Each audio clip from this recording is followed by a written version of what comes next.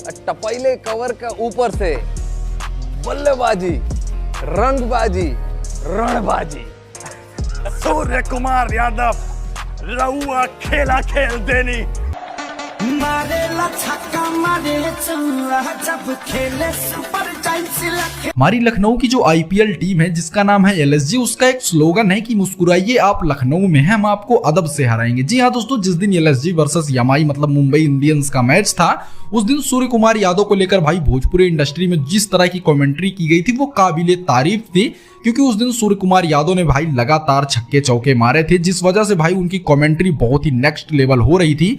तो जब आईपीएल का वो वाला मैच खत्म हुआ तो सूर्य कुमार यादव ने बाद में भाई वो भोजपुरी कमेंट्री को देखा और उस पर वो हंसते हंसते पागल हो रहे थे। जी हाँ, उस दिन भाई भोजपुरी कमेंट्री नेक्स्ट लेवल हो रही थी और सूर्य कुमार यादव ने जिस तरह के शॉट्स मारे थे भाई आईपीएल में, लगातार सूर्य कुमार यादव ऐसे शॉट्स मारते हैं और भोजपुरी में कमेंट्री सुनकर सूर्य कुमार यादव बाद में बहुत ज्यादा खुश हो रहे थे। वैसे दोस्तों, अभी तक आपने भोजपुरी में कमेंट्री देखी है या नहीं, हमको कमेंट करके जरूर बताइएगा।